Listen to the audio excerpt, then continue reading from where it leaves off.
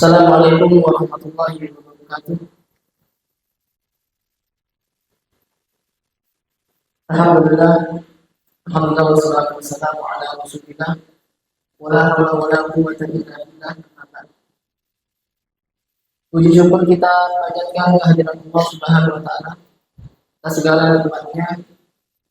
Salawat teriring salam semoga selalu berlimpah limpahkan pada Nabi kita Nabi Muhammad sallallahu alaihi wasallam, pada keluarganya, para sahabatnya, dan para pengikutnya hingga akhir zaman. Pertama-tama yang saya hormati segenap panitia pengurus Ikrah, juga ada Ustaz Herfi Firdaus, Ketua DKM, dan semua panitia yang saya nggak bisa sebut satu persatu. Masya Allah, terima kasih banyak karena sudah memberikan kesempatan yang sangat luar biasa. Semoga sharing saya ini, nanti sharing aja sifatnya, sharing saya ini bisa bermanfaat terutama buat saya pribadi dan umumnya kita semua. Teman-teman termasuk Allah Subhanahu wa taala. Mungkin saya mulai dari surah Al-Waqiah. Ketika Allah Subhanahu wa taala berfirman, A'udzu billahi minasyaitonir rajim. La yamassuhu illa al-mutahharun. Allah Subhanahu wa taala berfirman, tidaklah Al-Qur'an itu disentuh kecuali oleh mereka yang disucikan oleh Allah Subhanahu wa taala. Ya. Para ulama panjang lebar membahas ayat ini. Tentu pendapat yang paling kuat mengatakan bahwa ayat ini bercerita tentang malaikat. Ya, jadi al-mutahharun yaitu para malaikat. Tapi ini juga menjadi indikasi yang kuat bahwa Al-Qur'an ini sesuatu yang suci dari Allah Subhanahu wa taala. Sesuatu yang mulia, sesuatu yang berharga. Dan yang berharga ini tidak akan pernah disentuh kecuali oleh mereka yang berharga juga. Karena itu ini menjadi syukur tersendiri bagi kita. Hari ini mungkin sahabat-sahabat di akhir masa program tahfiz ya. Masya Allah. Semoga ini menjadi tanda bahwa Allah Subhanahu wa taala ridho dengan kita. Karena ternyata tidak semua orang punya kesempatan bersama dengan Al-Qur'an. Maka saya sangat yakin, sangat percaya semua teman-teman yang di sini merupakan orang pilihan Allah Subhanahu wa taala. Al-Qur'an tadi suci. Sebagaimana berlian itu nggak mungkin disentuh sama orang sembarangan. Karena berlian yang mahal itu tidak mungkin disentuh oleh orang sembarangan. Jadi kalau saya punya berlian, saya jaga berlian itu baik-baik. Saya taruh di tempat yang sangat aman. Kalau tiba-tiba mungkin ada orang yang datang, orang itu berpakaian lusuh, orang itu tidak meyakinkan, orang itu mungkin wajahnya asing, saya pasti takut dan saya akan larang, jangan dekat-dekat. Begitu juga Al-Quran. Al-Quran itu mahal sekali. Inilah harta paling mahal yang pernah ada di dunia ini, Al-Quran. Dan harta yang mahal ini tidak mungkin Allah biarkan disentuh oleh orang sembarangan. Maka saat hari ini kita mendapati bahwa diri kita atas karunia Allah Subhanahu wa taala mau berinteraksi dengan Al-Quran. Semoga ini menjadi tanda bahwa Allah Subhanahu wa taala memilih kita di atas orang lain. Sebagaimana sabda Nabi Muhammad SAW, khairukum man ta'allama al-Qur'an wa 'allamah. Sebaik-baik kalian adalah orang yang belajar Al-Qur'an dan mengajarkannya. Maka teman-teman dimati Allah Subhanahu wa taala. Begitu juga Nabi Muhammad SAW bersabda dalam satu hadisnya, "Inna lillahi ahlina minan nas." Jadi Nabi mengatakan sesungguhnya Allah punya keluarga di antara manusia. Para sahabat bertanya, "Wahai Nabi, siapa keluarga Allah?" Bagaimana mungkin Allah punya keluarga? Kalau bahasa kita kayak aneh. Gimana Allah punya keluarga? Sedangkan Allah Subhanahu wa taala Tuhan semesta alam. Maka kata Nabi, Ahlul Quran wa ahlullah wa khassatuhu. Ahlul Quran, orang-orang yang selalu hidupnya bersama Al-Quran. Mereka itulah keluarga Allah Subhanahu wa taala. Mereka itulah orang terkhususnya Allah Subhanahu wa taala. Dan tentu ini yang kita harapkan. Jadi Al-Quran merupakan jalan ridho terbesar Allah Subhanahu wa Ta'ala. Karena Nabi sendiri yang mengatakan siapa yang bersama Al-Quran menjadi ahlul Quran, sesungguhnya mereka keluarga Allah. Tandanya Allah Subhanahu wa Ta'ala ridho dengan kita. Karena itu Allah Subhanahu wa Ta'ala bersabda dalam surah Al-Baqarah 153, "Fadhkuruni adhkurkum washkuruni wala takfurun." Kata Allah, ingatlah aku, maka aku akan mengingat engkau. Ya, fadhkuruni adhkurkum. Ingat aku, maka aku akan mengingat hidupmu. Sekarang bayangkan, kalau seandainya ada seorang guru, saya sering bikin analogi kayak gini. Ada seorang guru sedang ngajar di depan, sedang ngejelasin pelajaran. Lalu ada murid yang nggak mau dengerin gurunya. Jangankan dengerin, murid itu justru main-main sendiri. Murid itu justru ngobrol sama temannya yang lain. Murid tersebut bahkan mengganggu jalannya pelajaran. Maka pasti guru pada saat itu tidak akan ridho dengan murid seperti itu. Karena dia ganggu kan. Kemudian bagaimana kalau guru tersebut sedang jelasin? Sebaliknya, ada murid yang dengerin baik-baik semua omongan guru tersebut. Bukan hanya dengerin, dia hafalkan benar-benar setiap kalimat yang disampaikan guru. Dia hafal detail sekali. Setiap katanya dia hafal. Bahkan pada suatu saat, misalnya murid tersebut ditanya, tadi gurunya jelasin apa aja, dia bisa ngulangin. Maka kalau ada murid seperti itu, pasti guru tersebut akan ridho atau enggak kira-kira? Ridho enggak? Senang enggak guru tersebut melihat murid yang dengerin, nyimak pelajaran, bahkan ngafalin semua nasihat gurunya? Senang enggak? Ridho enggak kira-kira? Ridho. Dan Al-Quran ini adalah kalamullah, perkataan Allah Subhanahu wa Ta'ala. Jadi pas kita lagi baca Al-Quran, pas kita sedang menghafalkan Al-Quran, kita lagi murojaah misalnya, atau kita lagi ziyadah misalnya, meskipun yang mengucapkan itu lisan kita, tapi sebenarnya Allah Subhanahu wa Ta'ala sedang berfirman. Karena Al-Quran itu kalamullah. Sekarang bayangkan, Allah Subhanahu wa Ta'ala sedang menyampaikan sebuah nasihat. Ya ayyuhan nas qad ja'atkum mau'izatun min rabbikum. Al-Quran itu mau'izah, nasihat dari Allah Subhanahu wa Ta'ala. Dan ternyata nasihat Allah ini dihafalkan oleh kita. Kita hafalkan detail sekali, setiap katanya, setiap kalimatnya, setiap hurufnya. Bahkan kita tidak rela kehilangan walau satu ketukan mata. Yang bedanya kita hafalin. Gimana Allah Subhanahu wa Ta'ala enggak ridho? Pantas saja Allah Subhanahu wa Ta'ala berfirman, "Fadhkuruni adhkurkum." Kamu ingat aku. Salah satu mengingat Allah, Al-Quran. Kita menghafal, kita mengingat setiap kalimat-kalimat Allah Subhanahu wa Ta'ala. Nasihat Allah kita hafal. Dan kata Allah, "Adhkurkum." Aku ingat kalian.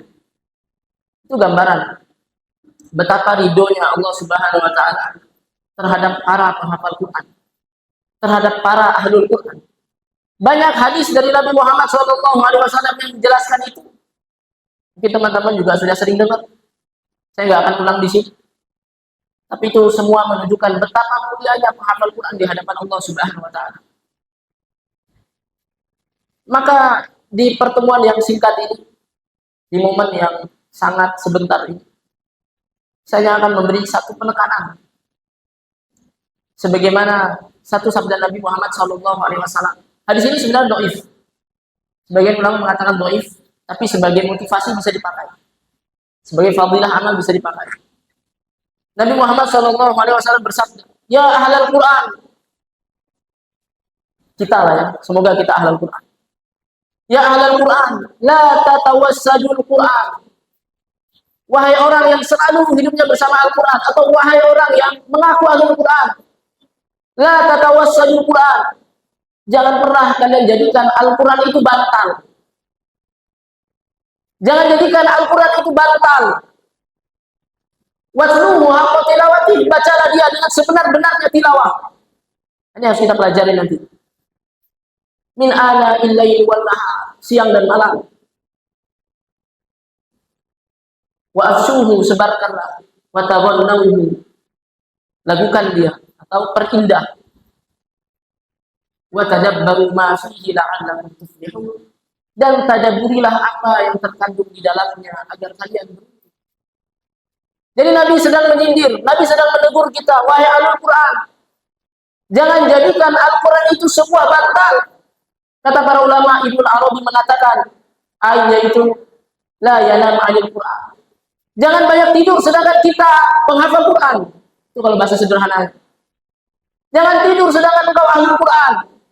Kenapa? Karena ahlul Quran itu harusnya waqluhu min ala'il laili wan nahar. Dia baca Al-Quran itu siang dan malam. Jangan sampai kita menghafal Quran, Al-Quran ada di dalam diri kita, dalam ingatan dan hati kita, tapi kita banyak tidur dari Al-Quran. Seolah-olah Al-Quran menjadi bantal dalam hidup kita. Kita hafalkan dia, tapi kita tinggalkan. Kita tinggal tidur. Malam harusnya penghafal Quran bangun, tapi kita memilih tidur. Padahal kita ahlul Quran, la tatawassadul Quran. Jangan jadikan Al-Quran itu seperti bantal. Kita mati-matian menghafalkan 1 juz, 2 juz, sampai 10 juz, 15 juz, 20 juz, bahkan mungkin ada yang 30 juz. Tapi ternyata kita tidak mau mati-matian mengamalkan Al-Quran. Barangkali itulah yang dimaksud Nabi Muhammad SAW, menjadikan Al-Quran sebagai bantal. Apa yang kita cari dari Al-Quran ini? Kalau pada akhirnya kita malas menghidupkan Al-Quran siang dan malam, watluhu min ala'il laili wan nahar. Harusnya kita membaca Al-Quran itu siang dan malam. Malam dan siang. Wa afshuhu, kita sebarkan Al-Quran itu. Wa tadabbaru ma fihi, kita tadabburi Al-Quran. Makanya tema kita hari ini, jangan hanya hafal tapi paham. Itu intinya ya. Jangan hanya hafal tapi paham. Kenapa? Karena itulah yang diperintahkan Allah Subhanahu wa taala. Ketika Allah ceritakan tentang Al-Quran yang diturunkan, kata Allah, kitabun anzalnahu ilaik mubarakun liyadabbaru ayatihi wa liyatadzakkara ulul albab. Kata Allah Subhanahu wa taala, kitab ini kuturunkan kepadamu wahai Muhammad. Meski kitabnya kepada Muhammad, tapi pesan ini kepada kita semua. Mubarakun, penuh keberkahan, liyadabbaru ayatihi, untuk ditadabburi ayatnya. Wa liyatadzakkara ulul albab, diambil pelajarannya wahai ulul albab. Jadi ternyata Al-Quran Allah turunkan, tujuan utamanya ditadabburi, bukan dihafalkan. Dihafalkan demi Allah itu bagus, itulah tahap yang benar, itu tahap yang harus kita lalui. Tapi kalau kita berhenti pada titik itu, kita kehilangan makna sesungguhnya. Kita kehilangan tujuan sebenarnya dari Al-Quran. Ketika Allah mengatakan, kuturunkan Al-Quran ini untukmu agar engkau tadabburi itu dan engkau amalkan dalam hidup. Liyadabbaru ayatihi wa liyatadzakkara ulul albab. Ya, tapi sayangnya hari ini kebanyakan kita kehilangan fokus dari Al-Quran. Saat berinteraksi dengan Al-Quran, selalu fokus kita tentang hafal. Bahkan kita mati-matian menghafalkan siang malam. Ini jadi pertanyaan dalam diri kita. Nggak masalah menghafal, bagus. Bahkan harusnya seperti itu, siang dan malam kita bersama Al-Quran. Kita berjuangkan untuk menghafalkannya. Tapi pertanyaannya kemudian, mana waktu kita untuk mentadabburi Al-Quran? Mana waktu kita untuk sungguh-sungguh mengamalkan Al-Quran yang sudah kita hafalkan? Dalam sebuah hadis yang sahih, ada 3 golongan yang kelak akan pertama kali dilempar ke dalam neraka. Salah satunya ternyata adalah orang yang hari ini kita sebut dengan ahlul Quran. Salah satu pertanyaannya kata Allah Subhanahu wa taala, "Mada amilta?" Lima alimta.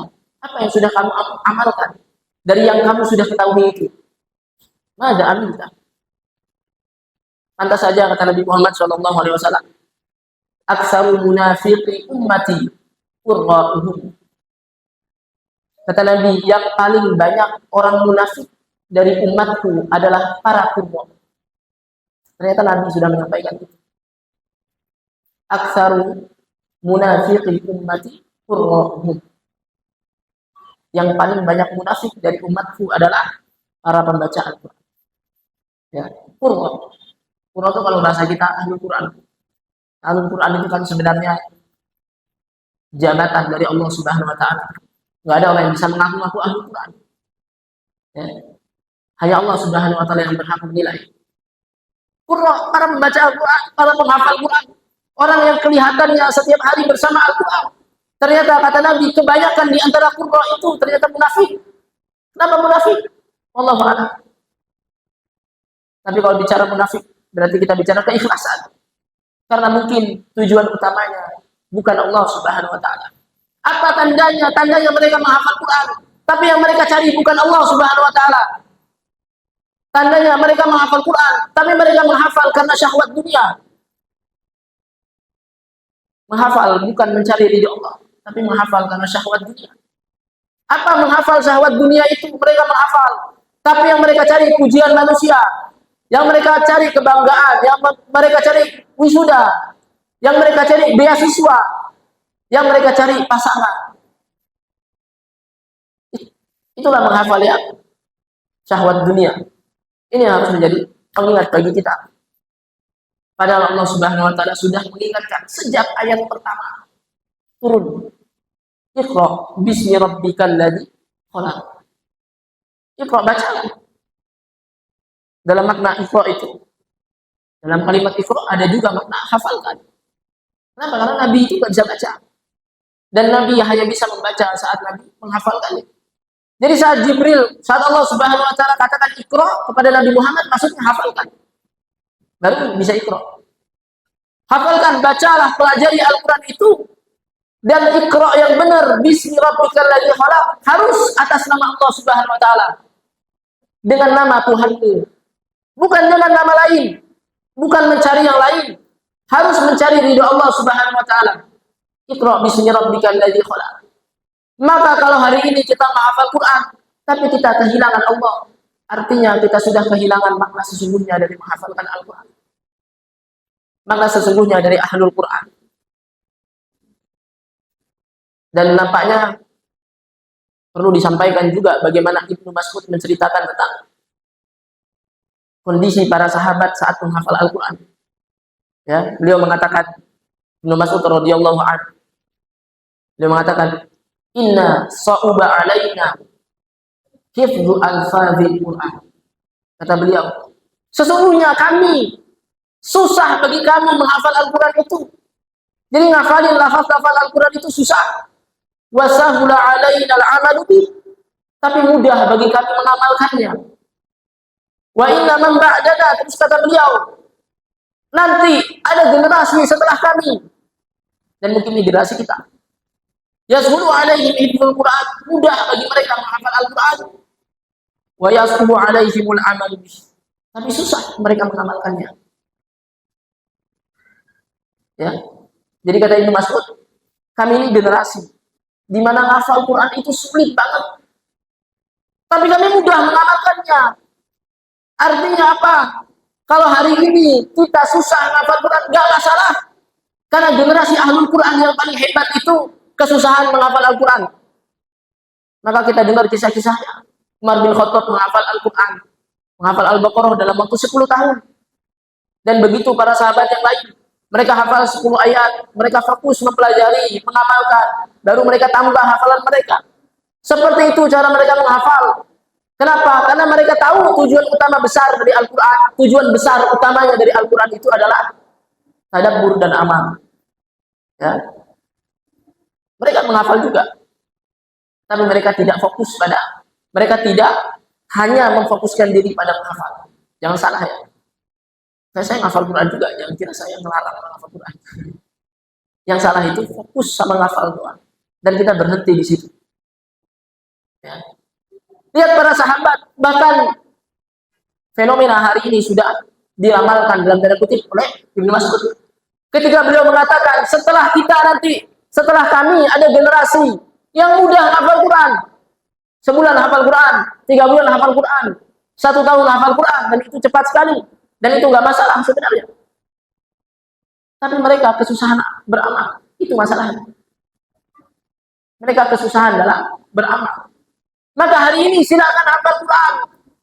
Silakan hafalkan Quran. Tapi jangan berhenti di situ. Ya, jangan berhenti di situ. Ada target besar di Al-Quran yang harus kita lanjutkan. Kalau kita berhenti dalam proses menghafal, artinya yang kita cari bukan ridho Allah Subhanahu wa taala. Kenapa? Karena nilai hafalan itu apa? Jelas berpahala. Tapi kalau cuma berpahala, apakah kita tidak mau Al-Quran itu berpengaruh dalam hidup kita? Apakah kita tidak mau hidup di bawah petunjuk Al-Quran? Apakah kita tidak mau hidup dalam naungan Al-Quran?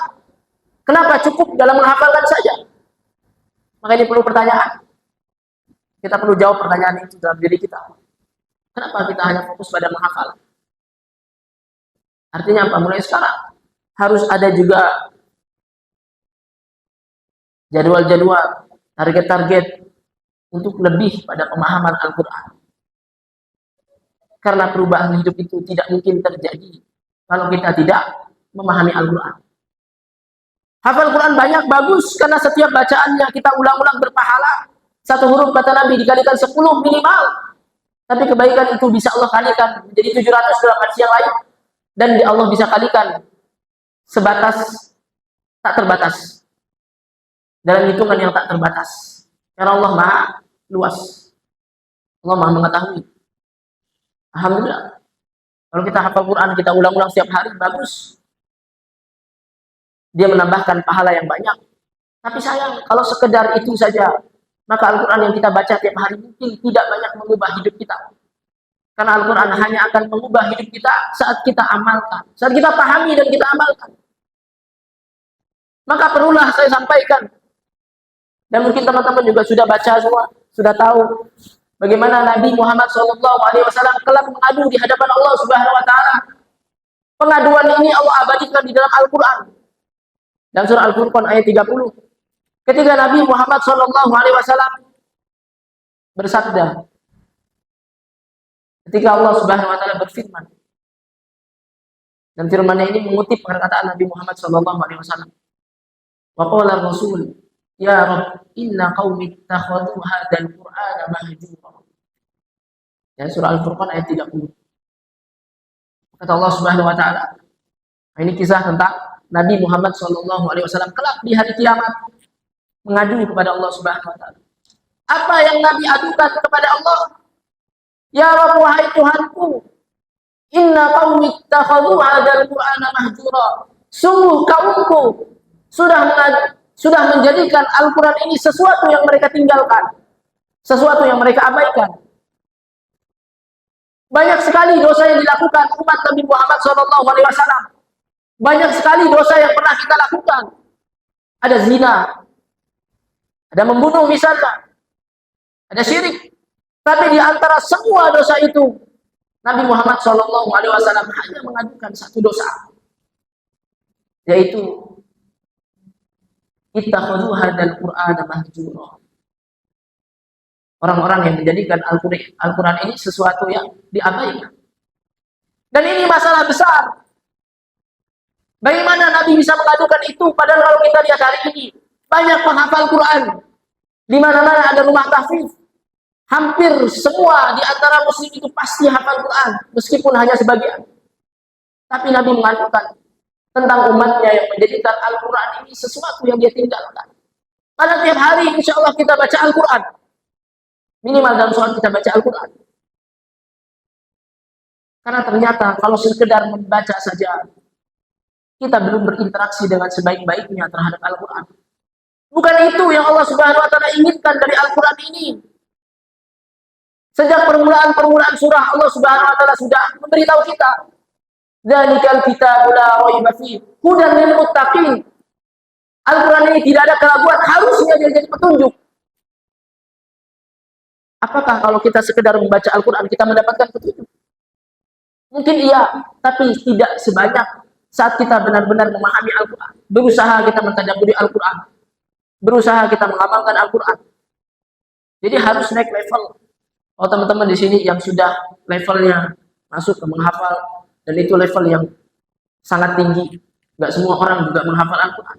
Sekarang kita naikkan level kita. Sekarang kita harus punya juga target untuk memahami Al-Quran. Di sini juga ada ya kelas-kelas tafsir ini ada ya. Ulumul Quran, Masya Allah. Ya. Nah itu modal yang sangat bagus. Itu usaha kita. Itu pengorbanan, itu ikhtiar yang bisa kita lakukan. Pelajari semua ilmu tentang Al-Quran. Ya, bukan cukup tidak mencukupkan diri pada sekedar hafal saja. Nah, itu ironi yang terjadi hari ini. Ya, orang-orang semangat menghafal Quran, tapi mereka tidak bersemangat mengamalkan Al-Quran. Orang-orang semangat menghafal Al-Quran, tapi tidak bersemangat dalam mentadaburi Al-Quran. Ya. Jadi ironi, hari ini kita merayakan, ya kalau yang sudah dewasa kan biasa, yang sudah berkeluarga misalnya. Bahagia kita merayakan misalnya anak-anak kita selesai juz 30 atau wisuda hafiz Quran atau selesai berapa juz, senang kita, bangga kita. Tapi harusnya kita juga bersedih saat mereka beranjak dewasa, semakin dewasa mereka, tapi tidak ada satupun yang mereka pahami. Dan ini juga harus kita lihat pada diri kita sendiri. Alhamdulillah kita bersyukur atas karunia Allah Subhanahu wa taala. Diberi kesempatan oleh Allah Subhanahu wa taala menghafal Al-Qur'an. Karena itu karunia yang besar, rahmat. Fadlun minallah, karunia dari Allah Subhanahu wa taala. Tapi harusnya kita juga bersedih seandainya hafalan kita semakin bertambah, tapi ketundukan kita kepada Allah Subhanahu wa taala tidak bertambah. Ya. Jadi menghafal Quran itu harusnya seiring bertambahnya ayat, maka bertambah juga ketundukan kita kepada Allah Subhanahu wa taala. Karena inilah isyarat yang Allah Subhanahu wa taala sampaikan dalam surah Al-Alaq. Tadi kita sudah bahas ayat 1. Iqra bismi rabbikal ladzi khalaq. Pelajari Al-Qur'an, hafalkan Al-Qur'an. Dan menghafal itu, belajar Al-Qur'an itu harus karena Allah Subhanahu wa taala ikhlas. Dan menghafal yang ikhlas itu ujungnya adalah kalla la tuti'hu wasjud waqtarib. Ujung ayat ini, ujung surah ini. Apa artinya? Kalla, sekali-kali tidak. La tuti'hu. Jangan taati dia, karena ini cerita tentang Abu Jahal. Wasjud waqtarib, sujudlah engkau dan dekatlah dengan Allah. Itulah ujungnya. Jadi hafal Quran harusnya menjadikan kita semakin sujud dengan Allah Subhanahu wa taala. Hafal Quran harusnya menjadikan kita semakin dekat dengan Allah Subhanahu wa taala.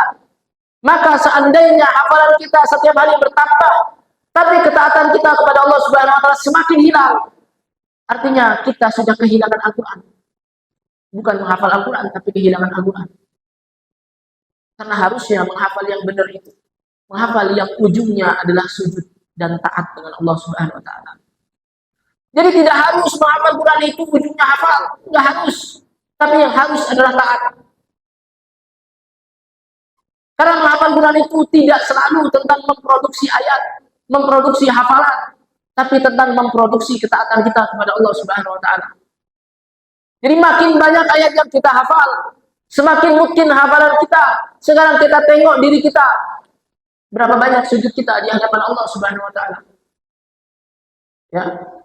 Maka satu amal yang sering saya sarankan pada para penghafal Quran, para penghafal Quran, ahlul Quran, ya tadi la tatawassalul Quran, sebagaimana kata Nabi Muhammad SAW. Jangan banyak tidur dari Al-Quran. Penghafal Quran itu harus banyak sholatnya, harus banyak sujudnya, harus lama berdirinya. Kenapa? Karena harusnya yang paling dekat dengan Allah itu adalah para penghafal Quran. Wasjud waqtarib. Aqrabu ma yakunul abdu min rabbih fa huwa sajidun fa'ksirud du'a, kata Nabi. Posisi terdekat seorang hamba dengan Allah itu adalah saat sujud. Maka penghafal Quran itu harusnya paling dekat dengan Allah Subhanahu wa taala dengan memperbanyak sujud. Sekarang hitung sujud kita setiap hari, hitung masing-masing berapa banyak sujud kita. Berapa harusnya sujud kita minimal sehari? Kita sholat 17 rakaat ya. Ya, setiap rakaat berapa sujud? 2 ya. 34 minimal. Tapi kalau penghafal Quran 34 itu aib bagi penghafal Quran. Ngerti maksudnya? Kalau penghafal Quran tapi sujudnya sehari hanya 34 itu aib bagi mereka. Karena mereka penghafal Quran. Mereka orang yang katanya keluarga Allah Subhanahu wa taala. Mereka orang yang katanya setiap hari berinteraksi dengan Allah Subhanahu wa taala. Bagaimana mungkin sujud mereka cuma 34 seperti muslim pada umumnya? 34 itu sholat wajib doang. Harusnya ditambah. Menghafal Quran itu harus bertambah sujudnya. Ya, jadi pemahaman itu ujungnya menjadikan kita sujud. Maka kalau kita bicara tentang memahami Al-Quran, Tanda yang paling mudah orang yang paham Al-Quran itu adalah sujud mereka kepada Allah Subhanahu Wa Taala. Nah, surah Al-Alaq ini kalau kita bahas detail, ya asbabun nuzulnya, ternyata dia bercerita tentang Abu Jahal. Ya, Abu Jahal. Siapa Abu Jahal itu? Tokoh besar orang Quraisy, hidup pada masa Nabi, yang mendapatkan julukan Abul Hakam, orang yang paling bijaksana, orang yang paling cerdas, karena memang faktanya Abu Jahal itu orang yang sangat cerdas. Di masanya saat orang-orang punya masalah, orang Quraisy itu mendatangi Abu Jahal. Kenapa? Karena Abu Jahal itu bijaksana, cerdas, mengerti dia tentang banyak ilmu. Itu Abu Jahal. Abu Jahal itu julukan dari kita, dari Allah Subhanahu Wa Taala. Ternyata orang yang cerdas itu dalam pandangan Allah bodoh kalau ujungnya mereka nggak sujud kepada Allah Subhanahu Wa Taala. Itu intinya. Ya, kalla innal insana la yatgha. Sekali-kali tidak, sesungguhnya al-insan di situ kan. Kalau kita baca tafsir ternyata banyak merujuk pada kisahnya Abu Jahal. Abu Jahal itu gambaran orang yang sangat cerdas. Bahkan diceritakan setiap Al-Quran turun, dia dengerin Al-Quran itu. Dia hafal sama Al-Quran itu, dia hafalkan Al-Quran yang dia dengar. Seandainya Abu Jahal tidak hadir saat para sahabat atau Nabi membaca Al-Quran, biasanya Abu Jahal mengutus utusan. Coba dengerin apa yang Muhammad sampaikan. Kenapa? Karena Abu Jahal itu terpesona dengan Al-Quran dan dia hafalkan Al-Quran itu. Itulah orang yang cerdas. Tapi kecerdasan itu nol di hadapan Allah. Seandainya ujungnya tidak sujud kepada Allah Subhanahu Wa Taala, maka dalam konsep Allah Subhanahu Wa Taala, Abul Hakam itu ternyata Abu Jahal. Kenapa? Karena kepintarannya tidak menjadikan dia sujud kepada Allah Subhanahu Wa Taala. Maka orang-orang yang memahami Al-Quran harusnya semakin banyak sujudnya dengan Allah Subhanahu Wa Taala. Sebagaimana ujung surat ini, kalla la tuti'hu wasjud waqtarib. Sekali-kali tidak. Bersujudlah, jangan taati dia. Bersujudlah dan taat. Artinya apa? Para pengamal Quran, para alul Quran itu tidak taat sama siapapun karena mereka sudah mensujudkan diri kepada Allah Subhanahu Wa Taala. Dan Allah satu-satunya Tuhan dalam hidupnya. Dia tidak menuhankan hawa nafsunya. Dia tidak menuhankan manusia. Dia tidak menuhankan dunia ini. Dia menghafal bukan karena dunia. Dia tidak menghafal karena syahwat. Dia hanya menuhankan Allah Subhanahu Wa Taala. Ya. Ini yang sangat disayangkan. Abu Jahal saja memahami Al-Quran. Dia paham. Dan rata-rata orang Quraisy pembesar-pembesar yang tidak mau beriman dengan Al-Quran itu, mereka paham dengan Al-Quran. Tapi ternyata itu tidak mengantarkan mereka kepada sujud. Maka bagaimana kita menghafal Quran tapi tidak mau memahami Al-Quran? Bagaimana Al-Quran akan menggiring kita pada sujud yang banyak kepada Allah Subhanahu Wa Taala? Abu Jahal, Ahnas bin Suraik, Abu Sufyan nanti masuk Islam. Saking terpesonanya mereka dengan Al-Quran, jadi ketiga orang itu punya kebiasaan dengerin Al-Quran di malam hari saat Nabi Muhammad baca Al-Quran itu di waktu tahajud, datang Abu Jahal dengerin. Kenapa? Mereka terpesona sama Al-Quran, cuma gengsi aja. Satu momen mereka dengerin, ternyata nggak sengaja ketemu. Abu Jahal lagi diam-diam dengerin, ketemu sama Ahnas bin Suraik. Ketemu juga sama Abu Sufyan. Oh, ternyata mereka diam-diam terpesona sama Al-Quran. Pas ketemu mereka bikin perjanjian, oh jangan sampai orang lain lihat kita. Jangan sampai masyarakat tahu kita dengerin Al-Quran setiap malam. Kita bikin perjanjian, mulai malam ini gak ada di antara kita yang mendatangi tempat ini lagi. Gak usah dengerin lagi, bahaya. Nanti orang-orang lihat kita. Ya, kalau orang-orang tahu kan bisa masuk Islam semuanya. Kalau pemimpinnya aja kayak gitu. Oke, mereka sepakat. Oke, kita nggak akan datang lagi mulai besok. Ternyata orang yang terpesona itu tidak bisa membohongi hatinya. Mereka rindu lagi sama Al-Quran. Abu Jahal, Ahnas bin Suraik, Abu Sufyan. Ini orang-orang yang sangat memusuhi Islam. Ya, Abu Sufyan nanti masuk Islam. Mereka rindu sama Al-Quran. Malam itu mereka sudah janji padahal nggak akan datang lagi. Akhirnya apa? Mereka datang. Masing-masing mereka berpikir, wah kayaknya Abu Sufyan nggak akan datang nih, aku datang lah. Kan mereka ngira sendiri. Yang lain juga mikir kayak gitu. Wah kayaknya Abu Jahal nggak akan datang. Ya udahlah, aku aja yang datang. Mereka juga nggak akan tahu. Ternyata Ahnas bin Suraik juga mikir kayak gitu. Akhirnya semuanya datang. Pas mereka datang dengerin Al-Quran, ada kamu lagi. Artinya apa? Mereka nggak bisa membohongi diri mereka bahwa mereka terpesona sama Al-Quran. Mereka paham sekali dengan kemuliaan Al-Quran. Mereka mengerti betapa hebat dan agungnya Al-Quran. Tapi yang menjadi pelajaran bagi kita adalah orang yang sudah paham dengan Al-Quran seperti itu pun ternyata tidak mengantarkan mereka kepada sujud dan dekat dengan Allah Subhanahu Wa Taala. Mereka nggak beriman, kecuali Abu Sufyan. Ya, maka jangan sombong dari Al-Quran. Kita menghafalkan tapi nggak mau memahaminya. Seolah-olah kita sombong, nggak mau memahami Al-Quran. Seolah-olah kita layak mendapatkan petunjuk dalam perjuangan yang baru sedikit itu. Kita harus berjuang lebih banyak lagi agar Al-Quran benar-benar menjadi petunjuk dalam hidup kita. Agar Allah Subhanahu Wa Taala membimbing hidup kita dengan Al-Quran. Ya, banyak kisah-kisah serupa. Begitu juga Walid bin Mughir yang wafat dalam keadaan kafir. Padahal dalam hidupnya dialah orang yang sangat meyakini Al-Quran itu dari Allah Subhanahu Wa Taala. Banyak riwayat bercerita tentang beliau. Ketika beliau mengatakan, aku bingung, apa yang aku katakan tentang Al-Quran. Karena kalau di bidang syair, saya orang yang paling ahli syair. Dan itu bukan syair. Itu di atasnya lagi.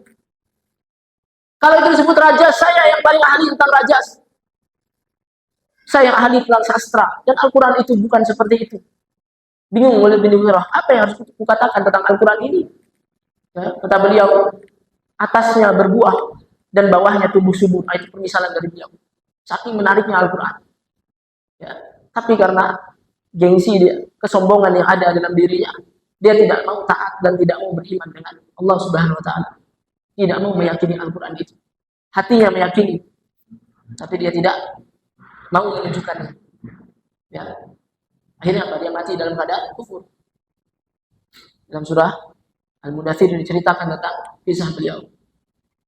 Ini jadi pelajaran bagi kita. Banyak orang yang paham sama Al-Quran, tapi mereka tersesat.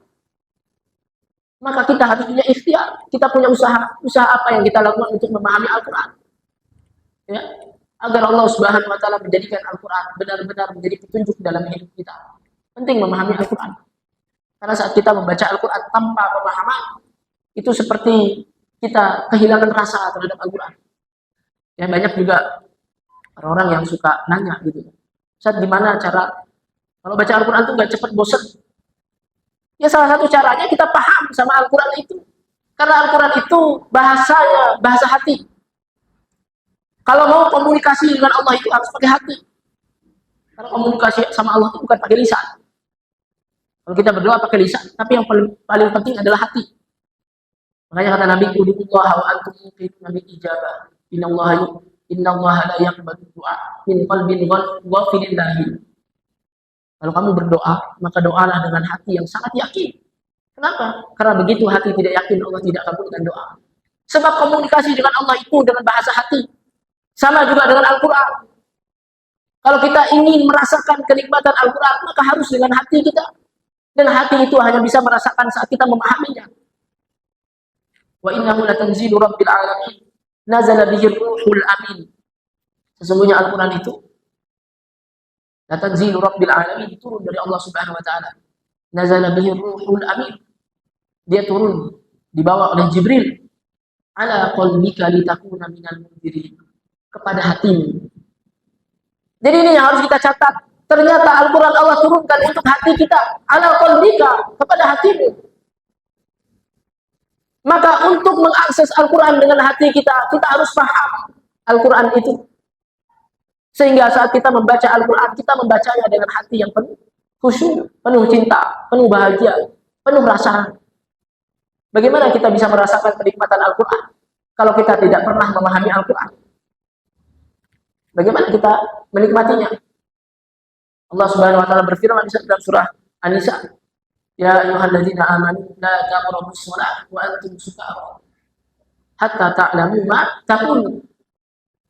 Wahai orang mukmin, jangan engkau dekati salat dalam kondisi mabuk sampai kamu paham apa yang kamu ucapkan. Itu ilatnya. Itu titik poin besarnya.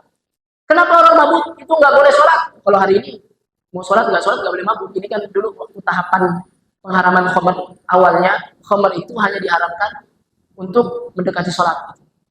Ya. Tapi kalau di luar sholat masih boleh dulu. Kalau sekarang nggak boleh. Kenapa lu diharapkan seperti itu? Karena orang yang minum khamr itu, orang yang mabuk itu, dia nggak paham apa yang dia ucapkan. Sedangkan sholat itu komunikasi dengan Allah. Dan komunikasi dengan Allah ternyata adalah komunikasi dengan hati, dengan pemahaman, bukan dengan lisan. Nggak cukup kita membaca Al-Fatihah misalnya dengan lisan kita, tapi hati kita ngeblank. Masih belum cukup sebenarnya, tapi harus dengan hati. Artinya apa? Sama saat kita membaca Al-Quran. Bacaan ini akan sampai, akan nikmat kalau kita benar-benar berkomunikasi dengan Allah, dan komunikasi dengan Allah itu dengan hati kita. Saat kita memahaminya. Hari ini insya Allah kita tidak minum khamr. Di sini tidak ada yang mabuk. Tidak ada yang suka minum minuman keras. Tapi kita punya masalah lain. Kita nggak mabuk. Tapi kita nggak paham apa yang kita baca. Itu masalahnya. Taqrabus shalah wa antum sukara hatta ta'lamu ma taqul. Orang minum khamr itu jangan dekati sholat karena dia nggak paham sama apa yang dia omongkan. Kita nggak mabuk hari ini, tapi kita baca Al-Quran. Kebanyakan kita nggak paham. Sayang sekali. Sayang sekali. Maka harus ada keinginan keras, keinginan kuat dalam hati kita bahwa menghafal Quran itu yang paling penting adalah bagaimana kita mentadabburinya. Kitabun anzalnahu ilaika mubarakun liyadabbaru ayatihi wa liyatadzakkara ulul albab. Kitab ini kuturunkan padamu untuk ditadabburi ayat-ayatnya dan diambil pelajaran, diamalkan dalam hidup. Ya. Ada dalam surah Al-Maidah. Ya ahlal kitab, lastum ala syai' hatta tuqimut Taurat wal Injil wa ma unzila ilaihim min rabbihim. Ya. Wahai ahlul kitab. Nah, ini kitabnya ahlul kitab. Tapi juga kepada kita. Wahai ahlul kitab, lastum ala syai', kamu bukan siapa-siapa. Kamu enggak dianggap sebagai hamilul kitab atau hamilul Quran. Hatta tuqimut Taurat wal Injil. Sampai kamu menegakkan Taurat dan Injil. Dan apa yang Allah turunkan pada kalian, pada mereka, itu Al-Quran. Jadi selama kita belum menegakkan, belum mengamalkan Al-Quran, maka bukan siapa-siapa. Lastum ala syai'. Ya, bukan siapa-siapa. Lastum ala syai'. Karena kalau kita baca pendapat para ulama, semua ulama sepakat yang disebut ahlul Quran itu adalah mereka yang mengamalkan Al-Quran, bukan yang hafal Quran. Yang hafal Quran dan mengamalkan, nah itu Al-Quran. Tapi yang mengamalkan Al-Quran, meski tidak hafal 30 juz, mereka ahlul Quran. Justru yang hafal Al-Quran tapi tidak mengamalkan Al-Quran, mereka bukan ahlul Quran. Kalau sekedar hafal, banyak contohnya para penghafal Quran yang pada akhirnya meninggal dalam kondisi su'ul khotimah. Pembunuh Ali bin Abi Thalib. Siapa? Penghafal Quran. Bahkan dia menikahkan pisau kepada Ali bin Abi Thalib dengan mendiakan satu ayat. Dia penghafal Quran, tapi dia su'ul khotimah. Maka para ulama mengatakan yang disebut dengan ahlul Quran itu adalah mereka yang mengamalkan. Ya, sebagaimana kisah pemahaman ini juga kita bisa dapatkan dari kisah Bi'rul Ma'unah. Ya. Nabi itu pernah mengutus satu pasukan ya untuk mengajarkan Islam. Pasukan itu Nabi sebut dengan Al-Qurra. Ya. Al-Qurra itu bahasa kita Al-Quran. Ya. Nabi utus Al-Qurra sekitar 70 orang. 70 atau 40 saya lupa. Nanti baca sendiri di sana. Ya, di Bi'rul Ma'unah. Ternyata pasukan itu dibantai habis di sana. Dibantai habis. Dan saat informasi itu sampai pada Nabi, Nabi sedih. Nabi menangis. Kenapa? Karena yang dibunuh itu adalah para qurra, kata Nabi Muhammad SAW. Saking sedihnya Nabi, maka Nabi melakukan qunut nazilah selama sebulan penuh untuk mendoakan mereka. Dan mereka itulah orang-orang yang mendapat gelar Al-Qurra. Padahal mereka bukan penghafal Quran. Mereka hafal Quran, tapi mereka tidak hafal seluruh isi Al-Quran. Sebab saat kejadian itu berlangsung, Al-Quran belum turun sepenuhnya. Kata para ulama, baru setengahnya. Kira-kira setengah. Artinya tidak mungkin di antara mereka ada yang hafal 30 juz. Hanya sebagian kecil dari Al-Quran. Mungkin setengahnya. Mungkin kalau kita juzkan hari ini, karena zaman dulu nggak ada juz ya. Mungkin baru 10 juz. Mungkin baru 7 juz, karena beda-beda di antara mereka. Ternyata Nabi menyebut mereka Al-Qurra, para ahlul Quran. Artinya apa? Ternyata ahlul Quran itu bukan mereka yang sekedar hafal Quran. Kenapa mereka disebut qurra? Kata para ulama, karena mereka bersungguh-sungguh mengamalkan Al-Quran. Meskipun pada akhirnya mereka belum selesai hafalan 30 juz. Ini yang penting. Ya, jadi kita yang hari ini menghafalkan Al-Quran, ternyata tujuan besarnya itu bukan 30 juz. Itu tetap kita kejar. Tapi seandainya pun kita mati dalam perjuangan ini, belum selesai 30 juz, tidak masalah. Karena yang paling penting adalah bagaimana kita mengamalkan Al-Quran. Ya, kan sudah jelas generasi ahlul Quran yang paling hebat itu para sahabat. Para sahabat itu semuanya ahlul Quran. Karena Nabi ridho dengan mereka. Allah ridho dengan mereka. Radhiyallahu anhum wa radu'an. Dan mereka pun ridho dengan Allah Subhanahu wa taala. Mereka itu ahlul Quran. Ya. Tapi kalau kita baca ya, di rujukan-rujukan ulumul Quran, misal Imam Bahif, itu kan diceritakan saat Nabi wafat, yang hafal 30 juz itu hanya sekitar 7 orang sahabat saja. Ya, ini perlu kita tahu nih. Ternyata sahabat Nabi Muhammad SAW yang hafal 30 juz saat Nabi wafat itu hanya sekitar 7 orang saja. Bisa dihitung dengan jari. Sisanya gimana? Sisanya menghafal Quran. Tapi kebanyakan di antara mereka tidak selesai. Keburu wafat, keburu mati syahid. Tapi semuanya ahlul Quran. Kenapa? Karena intinya ahlul Quran itu ternyata adalah mereka yang mengamalkan Al-Quran. Itulah isyarat yang kita dapatkan dari surah Al-Alaq ayat terakhir tadi.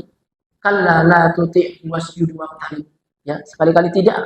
Jangan taat sama siapapun. Menghafal Quran itu, ahlul Quran itu wasjud waqtarib, hanya sujud dan dekat dengan Allah Subhanahu wa taala. Ya. Sujud dan dekat dengan Allah Subhanahu wa taala itu kata kunci yang harus kita ingat hari ini. Kita menghafal Quran hari ini, kita ingat terus seberapa dekat kita dengan Allah Subhanahu wa taala. Seberapa banyak sujud kita setiap hari kepada Allah Subhanahu wa taala. Kalau merasa hari ini masih kurang, mari kita tambah. Bukan apa-apa pada kita penghafal Quran. Karena kita sudah ditinggikan oleh Allah Subhanahu wa taala. Sudah mendapatkan karunia oleh Allah dari Allah Subhanahu wa taala. Wa innahu ladzikrun laka wa liqaumika wa sawfa tus'alun. Ini kalau enggak salah Zukhruf ayat 44. Sesungguhnya Al-Qur'an itu peringatan bagimu dan bagi kaummu wahai Muhammad. Wa sawfa tus'alun, dan kelak kalian akan ditanya tentang Al-Qur'an ini. Kita akan ditanya tentang Al-Qur'an ini. Wa sawfa tus'alun. Karena nikmat yang besar ini akan besar juga pertanggungjawabannya di hadapan Allah Subhanahu wa taala. Ya. Ada juga orang-orang yang buta dibangkitkan oleh Allah Subhanahu wa taala di hari kiamat dalam kondisi buta. Mereka protes. Qala rabbi lima hasyartani a'ma wa qad kuntu basira. Ya Allah, kenapa aku bangkit dalam kondisi buta padahal dulu aku melihat ya Allah? Kata Allah, qala kadzalika atatka ayatuna fanasitaha wa kadzalika al-yawma tunsa. Karena dahulu sudah datang ayat-ayatku kepadamu. Al-Quran itu sudah engkau baca, bahkan mungkin sudah engkau hafalkan. Fanasitaha, tapi engkau melupakan Al-Quran itu. Kau tak jadikan dia petunjuk. Wa kadzalika al-yawma tunsa. Begitulah hari ini aku pun melupakan engkau.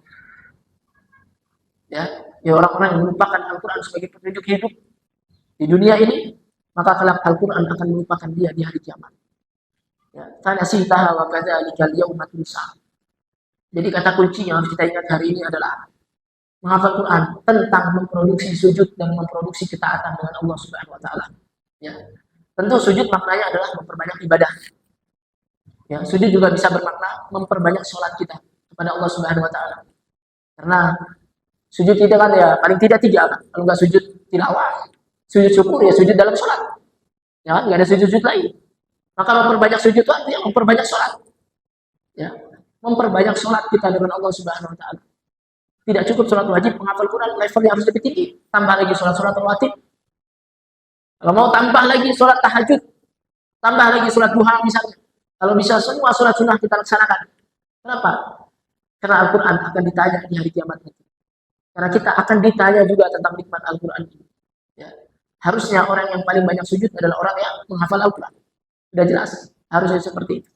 Ya, sujud dan pengamalan kita dengan Allah dengan Al-Quran ini. Ya, itu intinya. Maka para salafus salih itu, begitulah cara mereka berinteraksi dengan Al-Quran. Begitu cara mereka berinteraksi dengan Al-Quran. Misal Imam Ahmad bin Hanbal, ya, dan satu kitab saya pernah baca, beliau pernah ditanya. Jadi beliau sedang mengisi majelis ceramah beliau. Tiba-tiba ada orang yang mendebat beliau, ya, orang bodoh dalam tanda kutip, ya, mendebat beliau. Ya. Tapi Imam Ahmad diam saja. Pada orang tersebut nyerocos terus, ngomong terus, mendebat beliau, protes sama beliau. Imam Ahmad diam saja, santai saja, dia nggak marah. Padahal Imam Ahmad tahu dia benar dan orang tersebut salah. Padahal Imam Ahmad tahu bahwa padahal Imam Ahmad lebih banyak ilmunya. Tapi santai saja Imam Ahmad bin Hanbal. Kemudian ditanya sama para sahabat beliau, wahai Imam, kenapa engkau tidak membalas mendebat beliau, mendebat orang tersebut? Padahal engkau lebih tahu. Ya, padahal engkau dalam posisi benar. Kata beliau apa coba? Kalau begitu, gimana Al-Quran? Ya. Kalau aku mendebat dia juga, kalau begitu gimana aku memposisikan Al-Quran dalam hidup ini? Lalu beliau membaca surah, wa ibadur rahmanil ladina yamshuna 'alal ardi hauna wa idza khatabahumul jahiluna qalu salam. Ada kalimat di situ. Ibadur rahman itu orang yang penuh dengan kesejukan, rendah hati, santai, kalem orangnya. Dan kalau dia bertemu dengan orang bodoh, kalau dia berdebat sama orang bodoh, qalu salam, dia santai aja. Karena itulah Imam Ahmad tidak mau mendebat orang tersebut. Dia mengamalkan Al-Quran. Bahkan dia katakan, seandainya aku mendebat orang tersebut, di mana Al-Quran? Maka hari ini kita tanya pada diri kita, di mana Al-Quran dalam hidup ini? Di mana kita memposisikan Al-Quran dalam hidup ini? Sudahkah Al-Quran menjadi pedoman hidup kita? Sudahkah kita hidup sesuai dengan apa yang Al-Quran ajarkan kepada kita? Ya, mungkin di akhir-akhir ini, karena ini sudah hampir habis.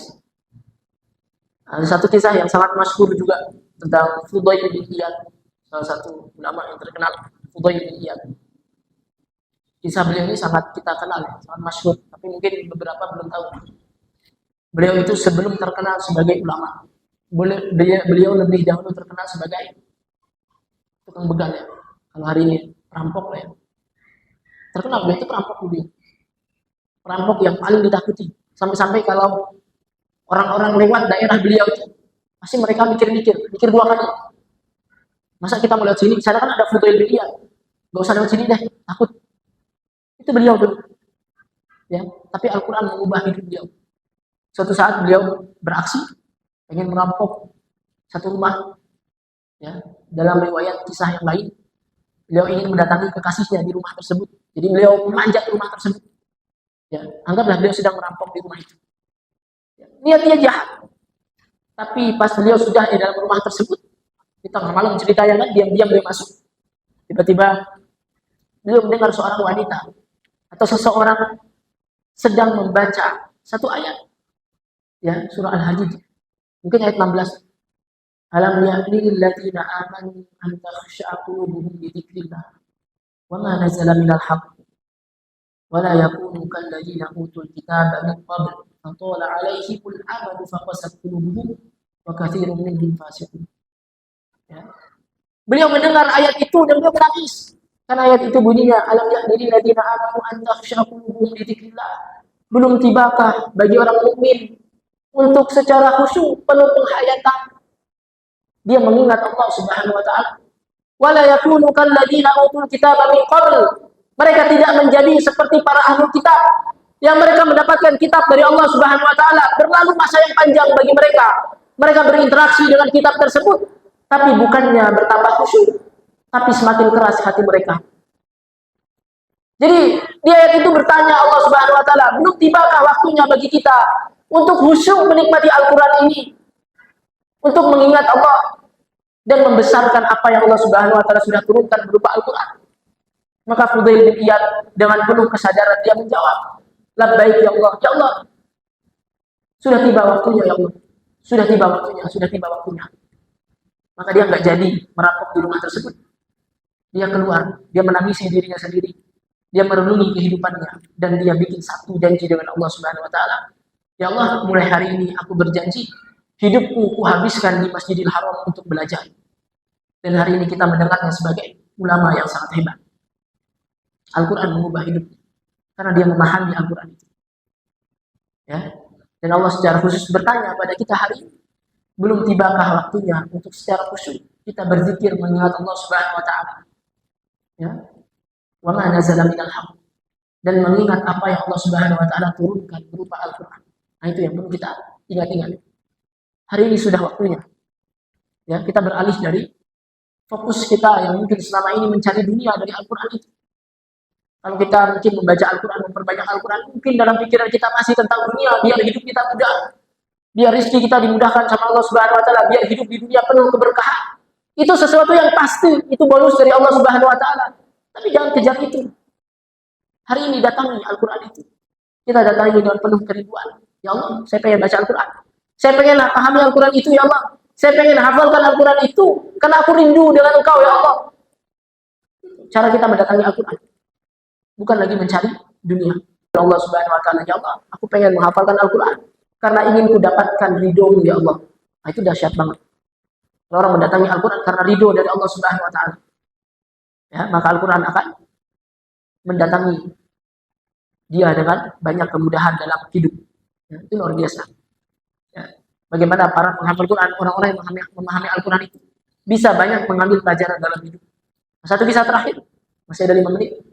Satu kisah terakhir, kisah ini saya baca di kitab Tarikh Baghdad, Tarikh Baghdad. Ada kisah tentang Imam Abu Hanifah. Tadi Imam Ahmad, sekarang Imam Abu Hanifah.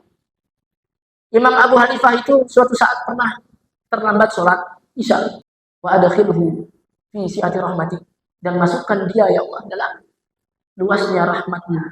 Nah, itu doa yang diulang-ulang. Kenapa beliau mampu mengulang-ulang itu? Karena beliau memahami Al-Quran. Ya, beliau merenungi 2 ayat itu. Yang menarik adalah saat muazin itu datang, ada suara Imam Abu Hanifah nanya, "Oh, kamu mau pulang ya? Kamu mau bawa lampunya pulang?" "Iya, boleh, bawa aja." Ternyata Imam Abu Hanifah itu nggak sadar, dia sudah semalaman merenungi itu. Dia sudah semalaman menangisi dirinya dari Isya sampai subuh. Tapi dia nggak sadar. Sampai-sampai muazzinnya mengatakan, "Wahai imam, sekarang sudah waktunya subuh." Dan dia kaget. Dia kira masih waktu Isya. Sampai-sampai dia bilang, "Kamu mau pulang ya?" Padahal muazzin itu bukan pulang, tapi baru datang. Ya. Itulah gambaran salafus salih, orang-orang salih yang mampu memahami Al-Quran. Ya. Bagaimana Al-Quran itu menjadi penghibur hatinya. Bagaimana mereka bisa bermesraan dengan Al-Quran. Mereka mampu mencintai Al-Quran. Pintu gerbangnya adalah pemahaman. Ya, makanya saya ulang-ulang terus. Kita harus punya target hari ini bukan hanya tentang menghafal, tapi kita memahami Al-Quran, tadabbur Al-Quran. Kita pelajari ilmu-ilmu tentang Al-Quran. Agar apa? Agar bertambah romantis kebersamaan kita dengan Al-Quran. Jadi pintu gerbang untuk mencapai nikmat itu adalah pemahaman. Karena sekali lagi, komunikasi dengan Allah, dengan Al-Quran itu adalah komunikasi hati. Kalau sekedar lisan biasanya tidak terasa, tidak nikmat. Ya. Dan untuk sampai pada titik itu, kita harus melewati pintu gerbang yang namanya pemahaman. Ya. Dan indikator yang paling mudah adalah tadi surah Al-Alaq ayat terakhir, kallala tuti'hu wasjud waqtarib. Bertambah sujud kita dan semakin kita dekat dengan Allah Subhanahu wa taala. Bukan hanya bertambah ayat-ayat yang kita hafal, bukan hanya kita memproduksi hafalan, makin banyak hafalan, tapi Ahlul Quran itu adalah seiring bertambahnya ayat-ayat, maka bertambah pula ketaatan dia dengan Allah Subhanahu wa taala. Ya. Mungkin itu saja yang bisa saya sampaikan dengan penuh kekurangan ini. Mohon maaf karena sesungguhnya yang saya sampaikan adalah nasihat untuk saya pribadi. Tapi semoga nasihat ini juga bisa diterima oleh semuanya. Yang baik datangnya dari Allah Subhanahu wa taala. Semua karunia, kehebatan, ilmu yang disampaikan sejatinya adalah ilmu Allah Subhanahu wa taala. Dan yang buruknya, kesalahannya murni dari saya pribadi. Semoga ini bermanfaat. Hadanallahu wa iyyakum ajma'in. Saya tutup. Assalamualaikum warahmatullahi wabarakatuh.